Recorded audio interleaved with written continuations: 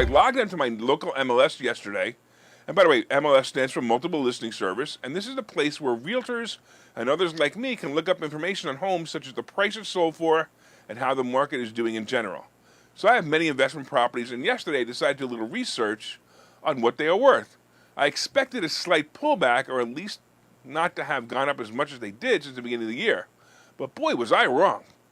I tell you, I had a rough idea on several of them, but I was off like 10 or 20% of their values. It's crazy.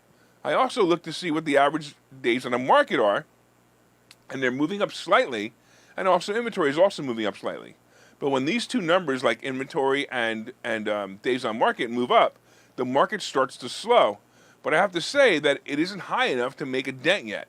We also know that interest rates are rising, and that means some will be outpriced to the market because the monthly payment will be too high for them.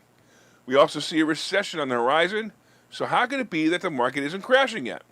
Well, I've said that we're going to have another 2008 in about 2 years, and that reference to 2008 is the entire market, not just the housing market. But will it really be as bad as it was then? So I was reading an article on CNBC, and they made some good points as to why the market will be different this time. Well, let's review their reasons, and let's see if we agree or disagree. First of all, the article starts off with the fact that regulations are tighter. So the author of the article states that there aren't as many or anywhere near as many risky mortgages like there were before.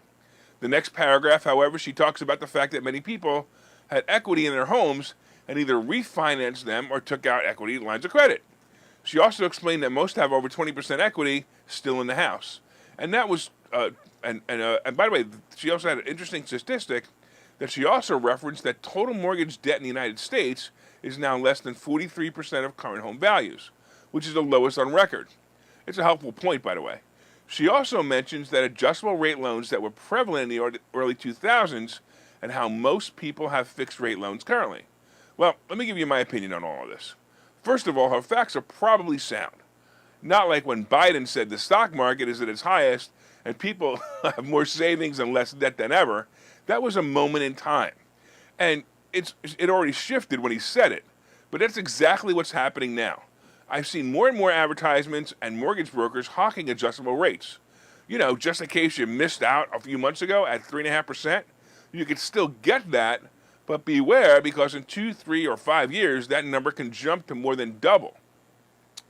You also have to be careful of negative amortization or interest-only loans, which are out there, right? This would cause your principal amount to either go up or stay the same after years of payments, you know, like the student loans do. All of these are coming, and we also have the forbearance of mortgage companies that ended a few months ago. Some of these companies are asking for full payments, full back payments, and others have worked a deal to add it to the back of the loan. The problem is that many people who had been living paycheck to paycheck before the scamdemic were freed of the burden of the loans, and now they must pay them back. And it's a shock to many homeowners. I look at it this way. You know, look, we have new loan programs being created every day, and most of them, although it's not as bad as 2005 to 2008, are still pretty bad ideas for homeowners. We have the forbearance that's ended, and we have people about to be laid off of work. This, to me, is a real problem. I saw the other housing downturns in the 90s that had nothing to do with easy lending. It all had to do with an economic shift like the one we're about to have. The last problem was the crazy influx of money the government gave to you and I and everyone else, and that's part of the inflation problem as well. Money from the government is now all dried up, and the repercussions of that money are starting to show. The economy is starting to crack, and other numbers are pointing to a slowdown. The good news is that we still have about 2 years before the real cracks start to show. The good news also is that it may be time to refinance or sell your properties for a great profit, and a great time to learn how to buy properties without any money out of your pocket.